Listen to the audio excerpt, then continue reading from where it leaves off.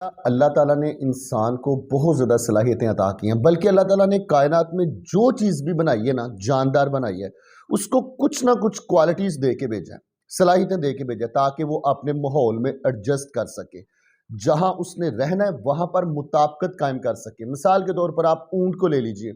अल्लाह ताला ने ऊँट को एक सख्त किस्म की स्किन दी, जिल्द उसकी मजबूत बनाई।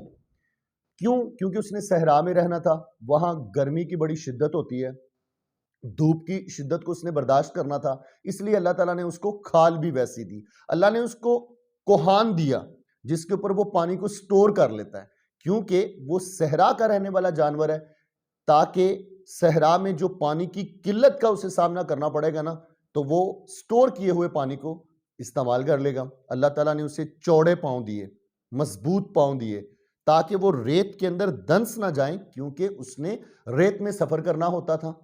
अल्लाह ने उसकी आंखों के ऊपर लंबी लंबी पलकें दी, बाल उस घने रखे पलकों के। क्यों? सहरा में तूफान आता है, आंधी आती है, रेत के जर्रात आंखों में चले जाते हैं, उनसे हिफाजत के लिए अल्लाह ताला ने ऊंट को वैसा बनाया।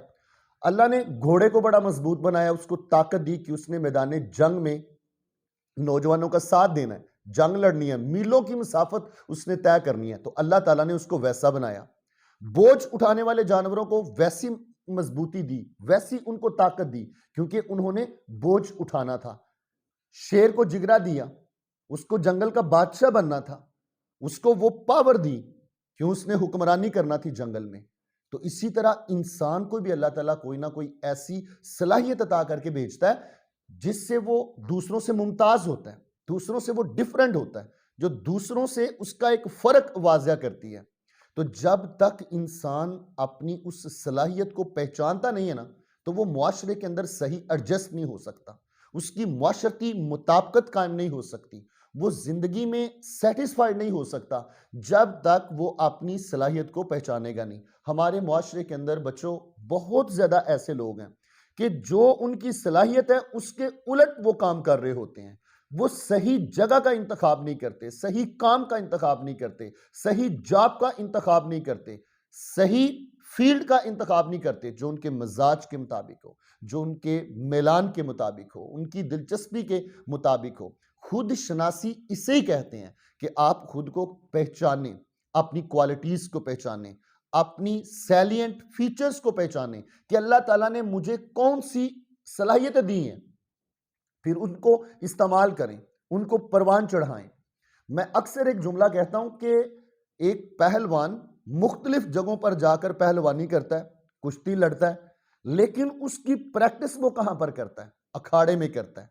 अगर एक पहलवान अखाड़े में पसीना नहीं बहाता, उस्ताद की मार नहीं खाता, वहां पर टेक्निक्स नहीं सीखता, वहां पर मुशक्कत नहीं करता, जोर नहीं लगाता, तो वो कभी भी कुश्ती के मैदान में जाकर वो जीत नहीं सकता है।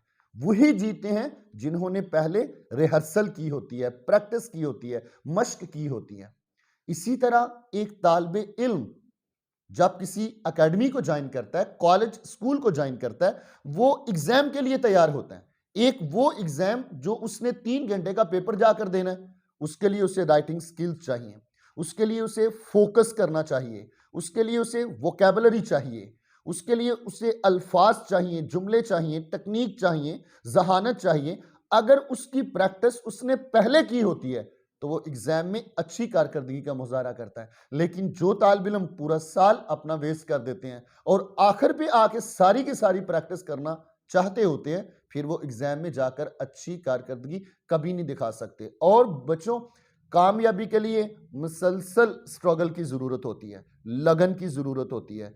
जब तक आपके काम में तसलसल नहीं आता कि आप रोज काम वो नहीं करते हैं, चाहे आप हफ्ते में 5 दिन करें, कंसिस्टेंसी नहीं होती आपके अंदर, आप कभी भी उस काम में कामयाब नहीं हो सकते हैं। नबी पाक सल्लल्लाहु अलैहि वसल्लम का फरमान है कि जिस काम को इख्तियार करो उसके ऊपर इस कदर साबित कदमी के साथ, इस्तकलाल के साथ, मुस्तदी के साथ जम जाओ कि वो आपकी फितरत सानिया बन जाए, यानी लोग कहें ये ऐसा ही है, ये ऐसा ही करता है। और इसे मुदावमत अमल कहते हैं कि जिस काम को इख्तियार किया जाए फिर उसको पाया तकमील तक पहुंचाया जाए।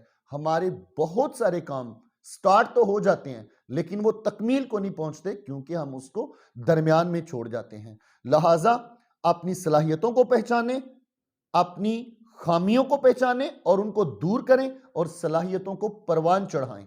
मुसलसल जदोजहद करें, मुसलसल कोशिश करें। सबसे बढ़कर ये आपने देखना है कि मेरा क्या मकसद है, और आप अपने मकसद को तब पाएंगे जब आप खुद को पहचानेंगे। Thank you very much.